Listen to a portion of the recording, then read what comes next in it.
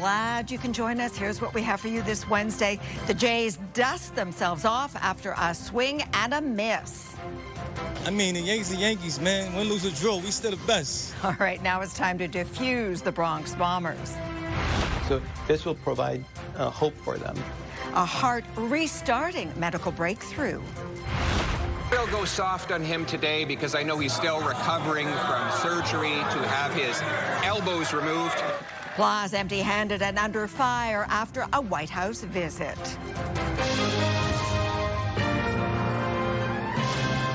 CTV National News with Sandy Ronaldo. One day after heartbreak in the Bronx, the Toronto Blue Jays will pick up their bats and have another go at moving forward in the division series towards the American League Championship. The hopes of millions of Canadians riding on a win against the Yankees. CTV's Sean Leathong is inside Yankee Stadium again today for us. Okay, Sean, hopes for an easy ride dashed yesterday. So talk us through what's at stake tonight. Well, like you said, it is that trip to the American League Championship Series for the Blue Jays. For the New York Yankees, they're playing for their lives. And I'll step out of frame. You can just see they're getting a little fielding practice right now, Sandy. And after what happened last night, it may be easy for Blue Jays fans to think that the momentum has completely shifted to the New York Yankees, but they are still a team whose backs are against the wall. They're down 2-1 in this series, and they do know that the Blue Jays offense has been very strong, putting up 23 runs in Toronto, and then 6 more last night in the first 3 innings before the Yankees managed to come on. So there's a lot going on as far as what can go on between the players' ears right now. The Jays bats can stay hot. It could really silence this crowd in New York tonight. If New York's bats wake up like they did last night, it could get very loud like it did last night, Sandy. Loud, I mean, certainly a dearth of Blue Jays fans compared to what they have on home turf. Have you had any run-ins with Yankees fans today? Are they giving you a tough time being the staunch Jays fan that you are? In a word, yes. We had some last night. This morning, they were a little bit more jovial, and they were in a completely different mood than they were yesterday. Yesterday, nervous energy. They were feigning confidence. They thought the Yankees would come back, they said, but they were a little bit concerned that it may not happen. Today, they seemed like their minds were at ease and that the Yankees will definitely win tonight and then win in Game 5 because it was a real momentum swing in the minds of fans yesterday. We'll just have to see what happens tonight because in one game, as we know, Sandy, anything can happen. That is for sure. Sean in New York, go Jays, I say. Okay, thanks, Sean. A Canadian first to acknowledge Toronto Hospital has performed a transplant using a heart that was revived after the donor died and the heart stopped beating. Now, it's something that could save more lives, and it certainly gives hope to those on an organ wait list. CTV's senior correspondent Heather Wright now on the breakthrough and who stands to benefit from the innovation. Hi, Heather. Well, Sandy, doctors say this procedure could be a game changer, potentially increasing the number of heart transplants in Canada by 30%. Nearly 1 million Canadians are living with heart failure, many waiting for a transplant that may never come. Many of them never make it to actually get that good news, that phone call that we found a heart for you. So this will provide hope for them that there will be a heart. That hope is care of a new procedure Dr. Syed Ali Reza Rabi performed in early September at Toronto General Hospital. A heart transplant from a donor whose heart had stopped beating. The first time this cutting-edge procedure has been performed in Canada. The heart is warm, meaning that it's not cooled to protect it, and it is not getting oxygen or nutrients. So this is a vulnerable time for a heart. So we have to take that heart out and through special techniques, preserve it, bring it back, and put it in the person and hope that the heart starts beating. Typically, heart donations come from people who are brain dead, but oxygen is still circulating in the body and their organs are still functioning. This procedure, first pioneered in Australia a decade ago, will open the pool of possible donors, and early data suggests the outcomes are similar. And it looks like there is no difference between the outcome of the hearts of people who've received hearts from a traditional brain-dead donor versus circulatory dead donor. Right now, who is eligible for this procedure depends on where they live, as doctors don't want the donated heart to be outside of the body for more than an hour. But there is hope that as new technology becomes available, hearts will be able to travel anywhere in Canada saving many more lives. Sandy. All right, CTV's Heather Wright. Thank you, Heather. Former fashion mogul Peter Nygaard has had his criminal case in Winnipeg suspended by a judge who stayed charges against the 84-year-old. Now, it has to do with an alleged sex assault in Manitoba. Nygaard is already in prison on previous convictions. CTV's Alex Carpa now on today's decision and what it means for Nygaard. Alex. Sandy, a judge found that Peter Nygaard's right to a fair trial was violated by police who failed to retain records related to allegations dating back over 3 decades. Nygaard was charged back in 2023 after a woman came forward claiming she was sexually assaulted by Nygaard in a warehouse in Winnipeg in 1993. About a week after the alleged assault, the complainant spoke with RCMP at her home in Vancouver, giving them a statement, but court documents say she didn't want to press charges. In 2020, she decided to come forward and Winnipeg police launched an investigation. The lawyer for the 84-year-old former fashion mogul filed a motion last month to stay the charges, arguing that police failed to keep records of the complainant's first interaction with officers, undercutting Nygaard's right to a fair trial. Court was told, given the passage of time, this evidence was likely lost or purged from police data systems. After reviewing the evidence, the judge agreed that Nygaard's right to a fair trial has been, quote, substantially prejudiced, and goes on to say, I'm satisfied that this is one of the clearest of cases warranting a stay of proceedings. This is a very good decision overall. Irrespective of what you think about the Nygaard case, this is important for the integrity of our system. Nygaard is already serving an 11-year prison sentence for 4 counts of sexual assault in Ontario. He also faces sex charges in Quebec and faces extradition to the United States for sex trafficking and racketeering charges. Sandy. CTV's Alex Carpa. Well, the Prime Minister came back to the nation's capital empty-handed, critics say, after a friendly meeting with the U.S. President. And Mark Carney faced tough questions about his Washington trip in the House of Commons. CTV's senior political correspondent, Mike Lacouture, is also back in Ottawa. Okay, Mike, tell us about a new development on an old project. Well, Sandy, Prime Minister Mark Carney is back in Ottawa without a deal on tariffs. However, CTV News can confirm the Keystone XL pipeline was part of yesterday's discussion at the White House. Prime Minister, did you and Mr. Trump agree to revive the Keystone XL pipeline? Very good discussions on a wide range of issues, and I look forward to talking to Parliament. A source with knowledge of the discussions in the Oval Office yesterday confirms reviving the Keystone XL pipeline was raised between the two leaders. The extension would bring Alberta crude into the U.S. It was in the context of more energy cooperation between the two countries, but was also linked to relief on steel and aluminum tariffs. Certainly, it could be another one of the levers that increases North American energy security, and so it certainly warrants exploring. South Bow is now the proponent of the project, and while the Canadian company isn't privy to conversations between the governments, a spokesperson tells CTV News, quote, South Bow is supportive of efforts to find solutions that increase the transportation of Canadian crude oil. While a pipeline may be possible, Commerce Secretary Howard Lutnick is dismissing the prospect of an auto deal with Canada.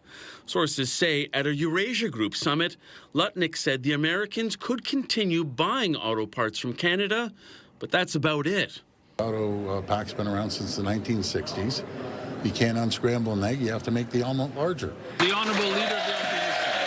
On Parliament Hill, Opposition Leader Pierre Poilievre called out the Prime Minister for not getting a deal in D.C.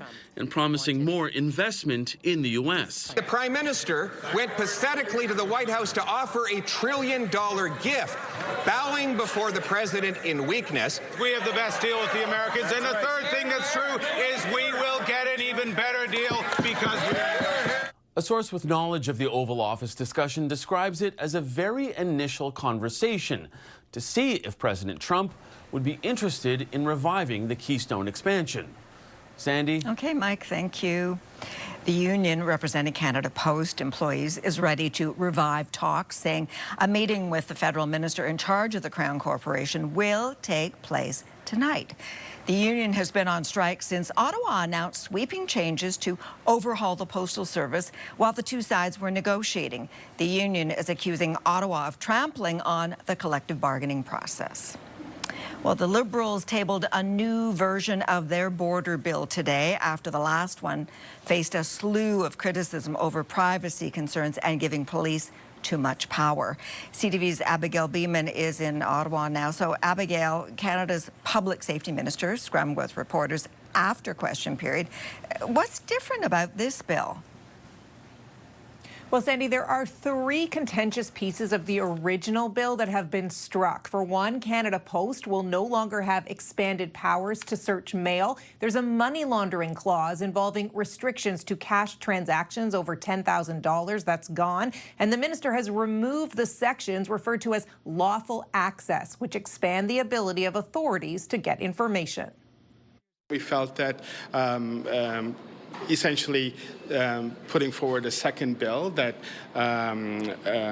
carves out the more contentious elements of Bill C2 will enable us to get swifter passage of the bill. The original bill was called C2 and known as the Strong Borders Act. It was tabled in June, and the government faced massive pushback from both opposition parties and a group of more than 300 civil society organizations criticizing it for overreach, saying it threatened human rights as well as privacy, especially concerned over expanded powers for law enforcement and government.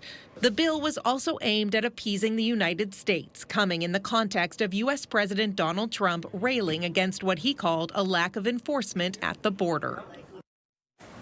Now, it's not yet clear if this will get support from opposition parties, which, along with those civil society groups who were opposed, are now analyzing the contents of this new bill. And interestingly, that original bill with the more contentious elements doesn't disappear, but will still continue being debated through the legislative process separately, with the minister saying he's still committed to those elements, especially lawful access. Sandy? All right, Abigail, thanks so much. And for those of you who've been avoiding a border crossing or shopping American, a new poll shows an overwhelming number of Canadians think this is helping Canada in the trade war. The numbers from Nanos Research show 80% of Canadians agree that a U.S. boycott helps Canada's position. That number rises to 87% in Atlantic Canada and drops to 75% in the prairies. Canadians over the age of 55 are also more likely to believe in the boycott than those who are younger. Coming up after the break, hitting back at Donald Trump. We're going to push back and we're going to defend Chicago and all American cities against this tyrant. What has this big city mayor so ticked off? Plus, a health scare for a queen of country music.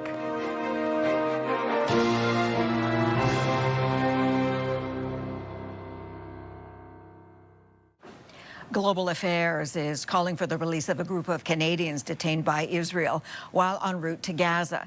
Israel says a flotilla of ships had breached a legal naval blockade and entered a war zone. We are the 6 Canadian citizens aboard the Conscience. If you are seeing this video, we've been attacked at sea and abducted by the Israeli forces. The activists were intercepted by Israeli forces some 200 kilometers off the coast of Gaza. They were carrying food and medical supplies. 2 of the activists are from Toronto. 1 is a doctor from Montreal, and 3 others are from Newfoundland and Labrador. Well, Chicago's mayor snapped back at Donald Trump today after he suggested the municipal leader should be jailed along with the governor of Illinois. The U.S. president is accusing both men of failing to protect ICE officers in their state. Hundreds of National Guard troops arrived in Chicago, a city that Donald Trump calls a war zone. CTV's Washington Bureau Chief Joy Malin is with us now. Okay, Joy, what did Chicago's mayor have to say about that? Sandy, this is yet another unprecedented moment here. You've got the U.S. president calling for the arrest and jailing of Chicago's mayor and the governor of Illinois. Now, these Democratic leaders have done nothing wrong criminally, but they are opposed to Trump's deployment of the National Guard as part of Trump's immigration crackdown. And Chicago's mayor, he had a lot to say. Well, you know, first of all, this president is unstable, unhinged, a double-minded individual that, quite frankly, is a threat to our democracy. And it's certainly not the first time that Donald Trump has called for the arresting of a black man unjustly. I'm not going anywhere. All right, well, Joy, it seems that both sides are entrenched at an impasse at this point. Is there any indication of next steps? Well, with all those hundreds of National Guard troops waiting to be deployed, if it doesn't go the president's way, he has threatened to invoke the Insurrection Act. It's said to be serious, but Chicago's mayor says, I'll see you in court. This is a fundamental attack on our democracy. It's not about immigration. It's not about safety. It's about authoritarianism. And we're going to push back and we're going to defend Chicago and all American cities against this tyrant. Sandy, Chicago is suing. They are asking a judge to block the troop deployment in Chicago, calling it dangerous and unlawful. A court hearing is scheduled for tomorrow. Sandy. All right, CTV's Joy Malbon in Washington. Well, a high-profile U.S. case went to court today with former FBI Director James Comey pleading not guilty to criminal charges. It is a case his lawyer says should be dismissed as vindictive prosecution spurred on by Donald Trump. Comey's family arrived at the courthouse in Virginia this morning. He faces charges of false statements and obstruction relating to comments made during congressional testimony about leaks to the media. The charges come after Trump publicly complained last month about a lack of action on the case. The bad blood between the two men goes back to 2016 when Comey began investigating ties between Russia and the Trump campaign. The trial is set to take place in January. And country music legend Dolly Parton is breaking her silence over concerns for her health, triggered by canceled shows and a social media post by her sister. There's just a lot of rumors flying around, but I figured if you heard it from me, you'd know that I was okay. And I'm not ready to die yet. Parton issued this video while on the set of a commercial shoot, saying some of her problems were linked to her husband's death in March. She is now getting help. Parton's candor comes as her sister Frida apologized for sparking concern with a recent Facebook post for prayers for Dolly's health.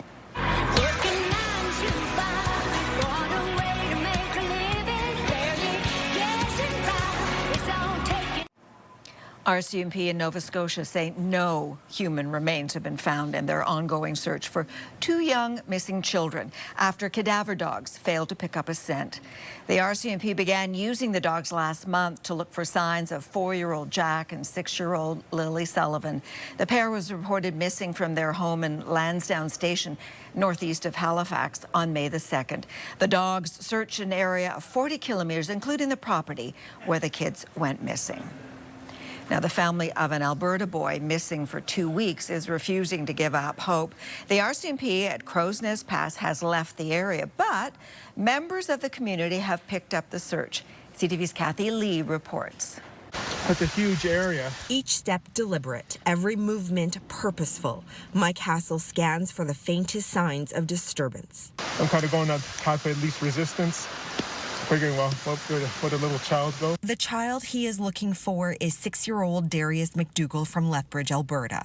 He went missing while on a camping trip with his family in the Crow's Nest Pass area more than 2 weeks ago, wearing these clothes. This is my second time out here, trying to do what I can. The area where Darius went missing is very rugged. As you can see, this is incredibly tough terrain to navigate, even for the most experienced people. Slippery as well. And you also got other factors such as the wildlife, like bears are high maze, so there's high chance of bears. All reasons the public was asked to stay away while professionals combed the area. But after 11 days of searching by hundreds of volunteers from Alberta, BC, and Saskatchewan, with no signs of Darius, the formal search was called off and the area reopened. Authorities say it's unlikely that Darius survived. As the RCMP continues its investigation, a community of civilian searchers grows on Facebook. Many, just like Hassel, heading out on their own. This whole area was searched rigorously with helicopters, infrared, like the works. But it never hurts just to go over it again and just see what I can do. And Hassel will continue to retrace more ground, steadfast in his effort to find Darius, saying he wants to bring hope, comfort, and closure to the child's family. Kathy Lee, CTV News, Crow's Nest Pass, Alberta. After the break, harvest season yields a sour return. The high price of a poor crop.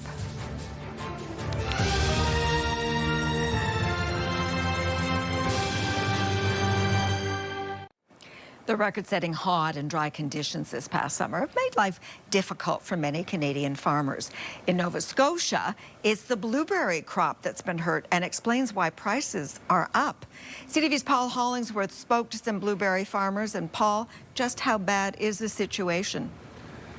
Sandy, for many Nova Scotia farmers, this year's blueberry crop is down more than 50% compared to the previous 3-year average. Nova Scotia's wild blueberry exports generate more than $120 million each year. The ongoing drought has put a lot of stress on crops. It's dropped most of the crops in half. Blueberry farmer Terry Prescott says the damage to blueberries has been severe. They never sized up, and then they actually took to shriveling in the fields from the lack of moisture. So the quality and the size is down considerably. And so is the size of Prescott's overall crop, which means he's now charging more for blueberries to keep his business viable. Half as much product to sell and half as much income, and all the expenses are still all the same. Blueberry shoppers are being hit with a price increase as high as 20%. Oh, definitely. I notice it at the grocery store every time I go to buy. Dalhousie University professor Sylvain Charlebois says some blueberry farmers could be short on supply when it comes to filling large orders. Processors don't like that, so they'll actually move on and buy blueberries, or they'll actually work with sources they can rely on. If that happens, blueberry farmers are worried they could lose those business contracts for several years, which could bring long-term damage to their bottom line. Sandy. Paul, thank you. CTV's Paul Hollingsworth. And before we leave you, have we got a job for you? The Montreal SPCA is looking for volunteers to foster more than 1,000 injured or orphaned baby squirrels. So fostering a squirrel, it's pretty much like any other animal, depending on the age of the animal. The nonprofit organization says there is an urgent need for families to care for the animals after medical treatment and before they're transferred to a rehabilitation center. Now, no experience is required. All you need is an enclosed room to isolate the squirrels from household pets. Thanks for sharing your time with us. I'm Sandy Ronaldo. Your local CTV News is coming up. See you tomorrow. Bye for now.